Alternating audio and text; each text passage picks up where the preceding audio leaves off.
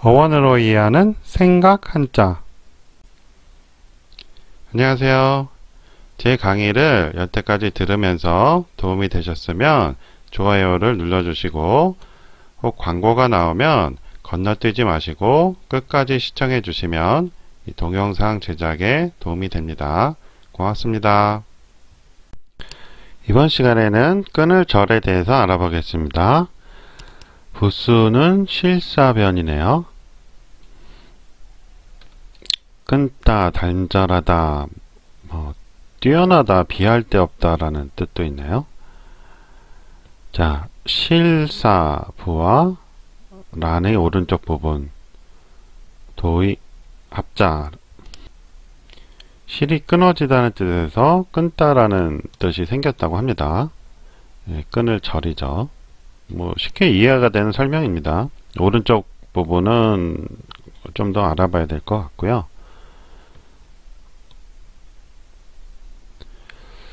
관련 단어 절교, 절 같은 것은 많이 쓰죠. 나머지는 많이 쓰는 것 같지 않고요. 그리고 고사성어로 절세가인, 절세미인 이런 것 많이 쓰죠. 지식단넷에서 설문의자를 봐도 단사야라고 해서 실이 끊어진다 라고 나와 있어요. 그래서 둘로 된다 라고 나와 있네요. 자원자형을 보면 그 이전 글자가 없어요. 그래서 오래된 글자는 아닙니다. 강의자전을 보면 옛 글자에 이렇게 썼다고 그래요. 그래서 실사가 4개 있고 그 다음에 이제 칼도자거든요. 이렇게 쓴 게. 그래서 그게 현재 이 모양으로 바뀌었죠. 그래서 다시 네이버로 가서 보면 요 위에 있는 게 그 칼도가 변한 거고, 요 밑에 있는 것은 네이버 설명으로는 이 란의 오른쪽 부분이다 하는데, 글쎄요. 옛 글자가 없는 글자여서 옛날부터 쓰던 글자가 아니기 때문에 이게 왜 들어왔는지 설명이 좀 쉽지가 않네요. 실을 끊는 거하고 이 R하고 큰 관련이 없어 보이기 때문에 사용 이유는 모르겠습니다. R란을 검색해 보면 R이다, 고안이다, 기르다, 자라게 하다, 크다, 굵다 뜻이 있는데 설명을 봐도 특별한 건 없고요. 그래서 빛색을 찾아봤습니다. 부수는 같고요. 빛, 색깔, 낫, 얼굴빛 등 여러가지 뜻이 있고요. 꿰매다 라는 뜻이 있네요. 아마 이 의미로 쓰인 것도 같아요. 실을 꿰매잖아요. 그래서 거기에 이제 또 칼로 하니까 도끼 모양이 있으니까 그걸로 실을 끊는다 라는 의미로 쓰인 것도 같습니다. 사람과 병부절, 무릎을 꿇은 모양 이 뜻을 합한 글자로 사람의 마음과 안색은 병부절처럼 일치한다는 데서 안색, 빛깔을 뜻함이라고 하네요. 설명이 좀 쉽진 않죠. 아까 절에서는 이 위에 부분이 도끼였잖아요. 근데 지금 설문의자에서 빛색에서 이 위에 부분은 사람이에요. 그러니까 글자가 원래 다른 글자였는데 이제 후대에 만들어지면서 이제 모양이 비슷해진 거죠. Chinese Etymology에 보면 이 부분을 칼로 또 설명을 했네요. 그리고 밑에 부분을 사람으로 설명을 했어요. 이 설명은 갑자기 옐로우가 나와서 왜 그런지는 알 수 없습니다. 그리고 갑골문과 근문에는 보이지 않아요. 그래서 오래된 글자는 아니고요. 그러니까 절이나 색이나 다 오래된 글자가 아니에요. 그래서 왜 이게 지금 색을 나타내는지 현재로서는 알 수가 없네요. 위에는 사람이고 밑에는 이제 무릎 꿇고 있는 사람 모양인데 그 두 사람이 있음으로써 서로 이제 기분에 따라서 감정에 따라서 그 얼굴색이 바뀌기 때문에 그거를 색이라고 하지 않았나 하는 생각이 드네요. 너무 이제 추상적인 설명이 돼가는데 현재로서는 그 의미를 알 수가 없습니다. 다시 네이버 설명을 봐도 사람의 마음과 안색은 무릎 꿇은 모양처럼 일치한다는 데서 안색, 빛깔을 뜻함이라고 했거든요. 그러니까 이 설명 또한 그렇게 흡족하진 않아요, 저한테는. 도끼도는 지난번에 살펴보았던 건데요. 끈을 절에서는 위에 부분이 사람이 아니고 이 도끼 모양이에요. 그래서 이제 날카로운 칼로 이걸 생각을 하게 되면 도끼가 아니고 이제 도죠. 그러니까 날이 한쪽에만 있는 걸 도라고 했잖아요.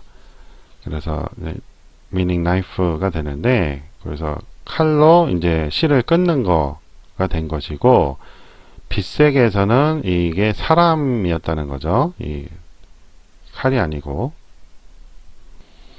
색의 밑에 부분을 보면 꼬리파라고 되어 있어요. 부스는 몸기고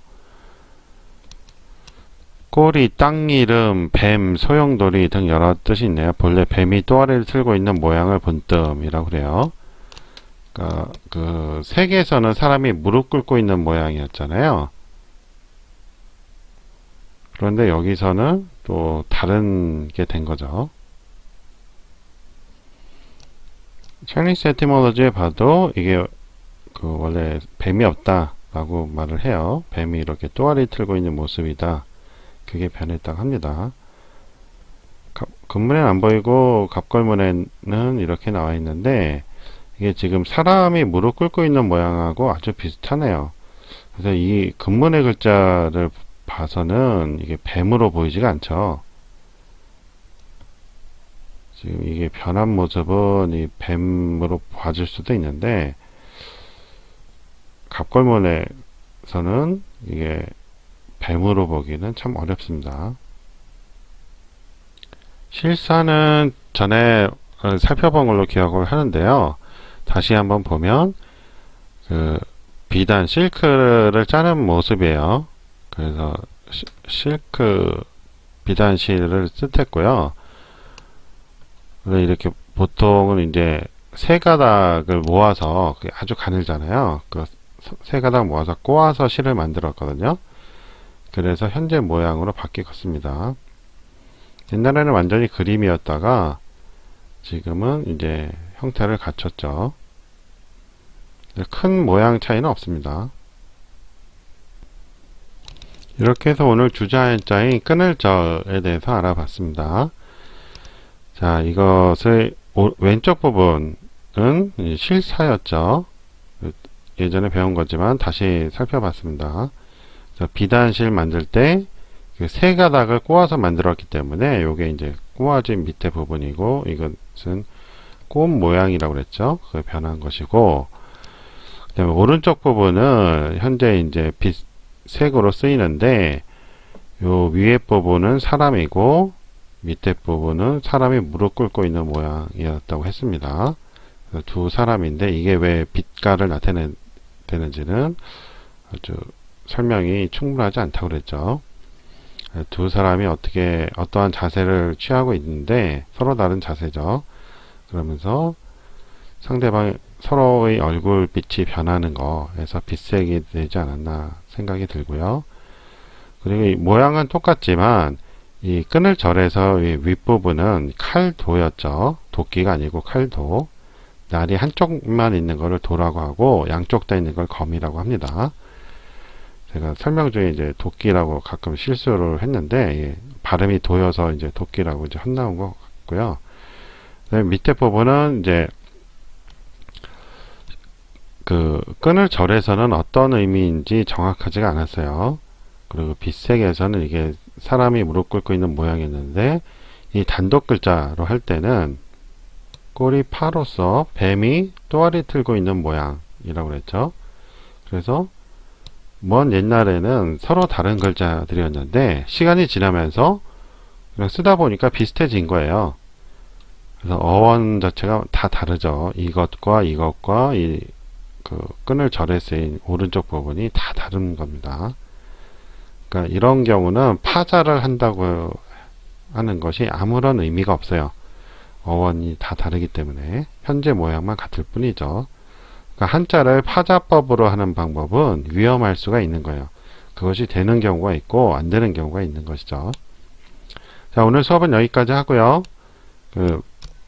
마음에 드셨으면 좋아요 눌러주시고 혹시 광고 나오면 끝까지 봐주시면 이 동영상 제작에 도움이 됩니다. 고맙습니다.